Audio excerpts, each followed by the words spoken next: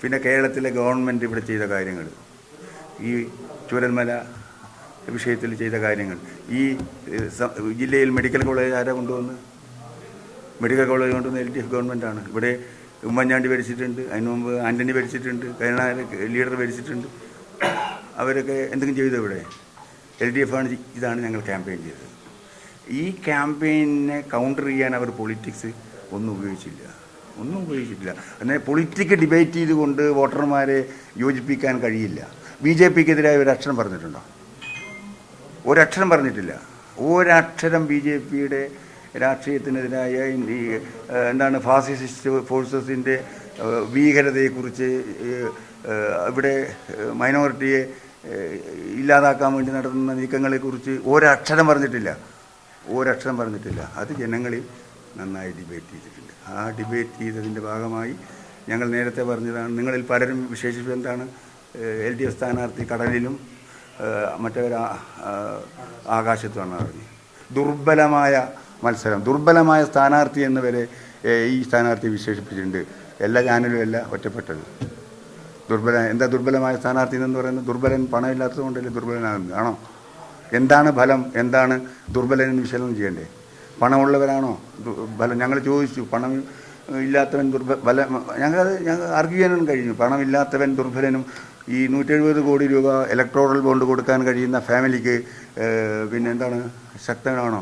ഇതൊക്കെ ഇവിടെ ഡിബേറ്റ് ചെയ്തിട്ടുണ്ട് നന്നായിട്ട്. അതുകൊണ്ട് എന്തുണ്ട്, ഈ പുതിയ ജനറേഷൻ ഈ കാര്യങ്ങളൊക്കെ സീരിയസ് ആയി എടുത്തിട്ടുണ്ട്.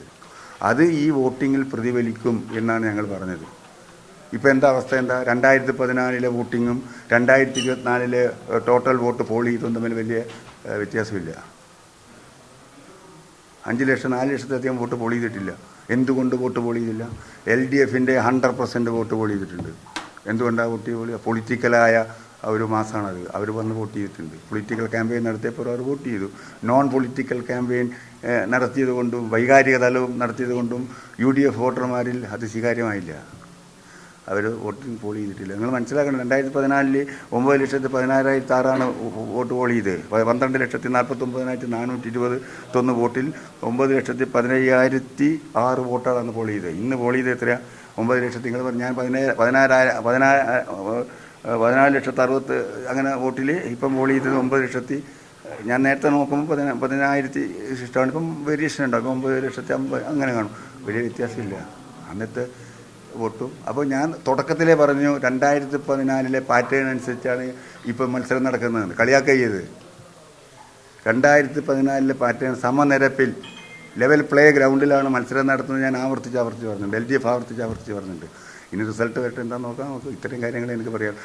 ഈ കോൺഗ്രസിൻ്റെ നയങ്ങൾക്കെതിരായി, BJPയുടെ നയങ്ങൾക്കെതിരായി LDF നടത്തിയിട്ടുള്ള പൊളിറ്റിക്കൽ ക്യാമ്പയിൻ, ആ പൊളിറ്റിക്കൽ ക്യാമ്പയിൻ വയനാട് പാർലമെൻറ്റ് നിയോജക മണ്ഡലത്തിലെ ജനത, വോട്ടർമാരും മാത്രമല്ലല്ലോ, എല്ലാം അത് വളരെ നന്നായി ചെവിക്കൊണ്ടിട്ടുണ്ട്. അതിൻ്റെ റിസൾട്ട് ഇപ്പോൾ പറയാൻ കഴിയില്ല. റിസൾട്ട് വരട്ടെ എന്നിട്ട് പറയാം. അത്രേ എനിക്ക് പറയാനുള്ളൂ.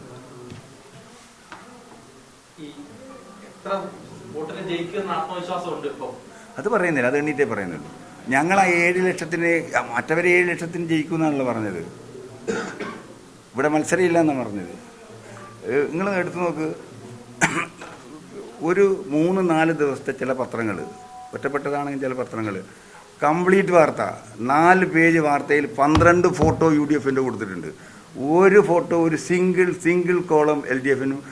ഇന്ന് പോട്ടെ, NDA ഇവിടെ ഭരിക്കുന്നത്, ഇന്ത്യ ഭരിക്കുന്നതാണ് NDA. അവരുടെ വാർത്ത പോലും കൊടുത്തില്ല. അങ്ങനെ ചില പത്രങ്ങൾ സപ്പോർട്ട് ചെയ്തു. എടുത്തു നോക്കണം നിങ്ങൾ ഫയൽ, പത്രങ്ങളുടെ ഫയൽ എടുത്തു നോക്കണം. ആദ്യം എന്ത് കൊടുത്തു? സത്യനോകേരി LDF സ്ഥാനാർത്ഥി ദുർബലനാണെന്ന് പറഞ്ഞു, ഇവിടെ ഒന്നുമില്ലെന്ന് പറഞ്ഞു. പിന്നെ സെക്കൻഡ് സ്റ്റേജിലാണ് നിങ്ങൾ ഉൾപ്പെടെ വാർത്ത കൊടുത്തത്, ചാനലുകളും മാധ്യമങ്ങളും കൊടുത്തത്. ഇപ്പം തുല്യം കൊടുക്കുന്നുണ്ട്. ചിലപ്പം ചില സന്ദർഭങ്ങളിൽ LDF സ്ഥാനാർത്ഥിൻ്റെ കൂടുതൽ കൊടുക്കുന്നുണ്ട്, ഞാൻ പറയുന്നുണ്ട്. എന്താണിത് കാണിക്കുന്നത്? പത്രധർമ്മം എന്ന് പറയുന്നത് അങ്ങനെ പോയിക്കൊണ്ടിരിക്കുകയാണ്.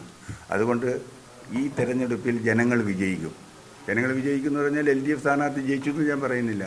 4 ലക്ഷത്തിന് വിജയിച്ച സ്ഥലത്ത് ഇപ്പോൾ 7 ലക്ഷം വിജയിക്കുമെന്ന് പറഞ്ഞിടത്ത് എത്ര വോട്ട് എണ്ണിയാൽ എത്ര ഇതെന്നറിയാലോ. അതെണ്ണം അറിയാം എത്ര വരുന്നുള്ളൂ, എത്ര വോട്ടിനാണ് ജയിക്കുക എന്നുള്ളത് അന്നേരം അറിയുന്നു. ഇതേ എനിക്ക് വളരെ ഇതായിട്ട് പറയാം.